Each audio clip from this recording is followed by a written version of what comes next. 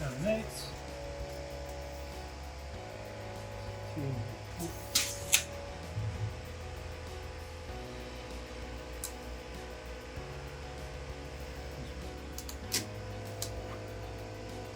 Do a chiropractic adjustment. A little bit too much.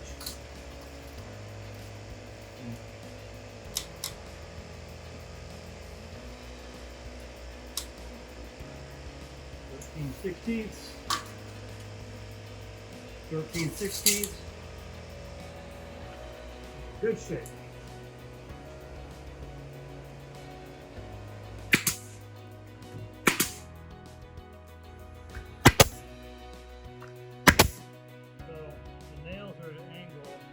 So that right there, that pins it in place, but that one there helps keep it from racking. So somebody's going to ask me for sure, you know, what the diagonal measuring is from corner to corner. Well, it's real simple. One of the things that you want to check is that you don't have a parallelogram, meaning you don't want the sides of the sash to be offset one side or the other. You want them to be parallel, on all sides, and you want it to be square in the corner. If it's a parallelogram, okay, then the top angle, right, that angle is going to be wide or obtuse, and this one will be acute, right? So you want them 90 degrees. And when if you draw it on the table here, when I have a square or a rectangle, okay, and this is 90 degrees, the distance to that corner and the opposite corner are the same. Okay? Right, but if I have a parallelogram, here, just exaggerate it, right?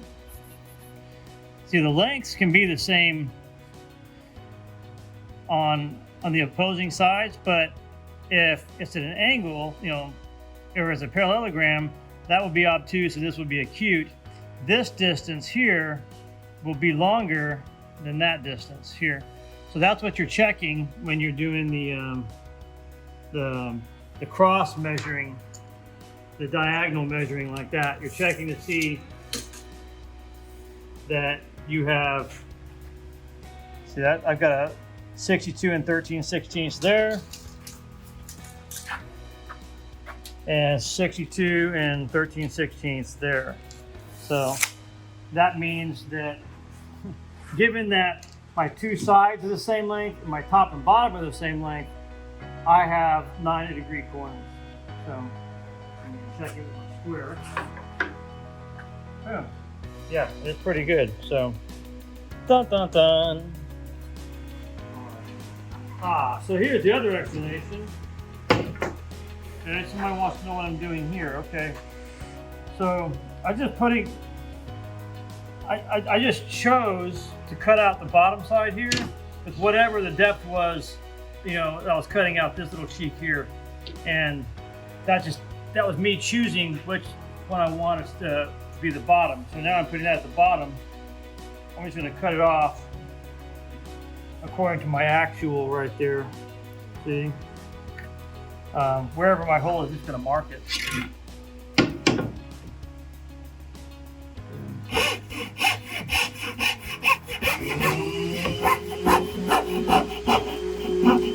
That's good timing.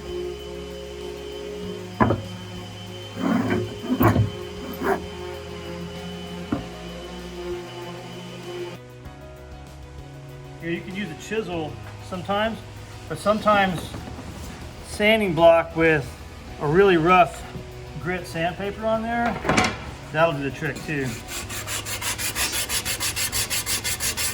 You just gotta, if it's just a little tight, you can take a little bit off of both sides like that, and oftentimes it'll fit. Oh, see that? That was nice.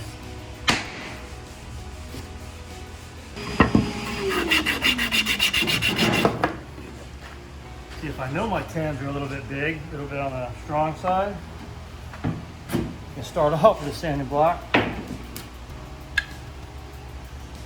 maybe cut yourself out of step.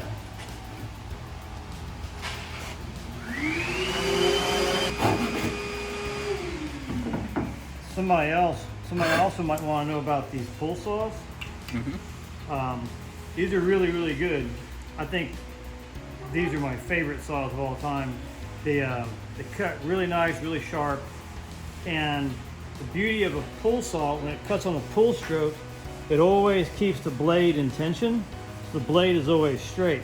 That's opposed to, or opposite of American style saws where you cut on the push stroke, where the blade's always in tension, and it's a different kind of discipline to keep your blade straight.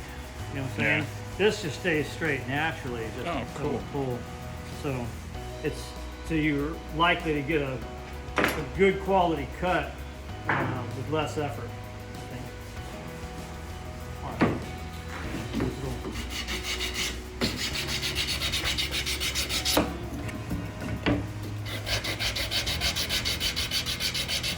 Like this little sanding block with a point on it, because I can sand all the way up to the corner without affecting my shoulder. You know, like this. I might sand my shoulder and throw it off a little bit.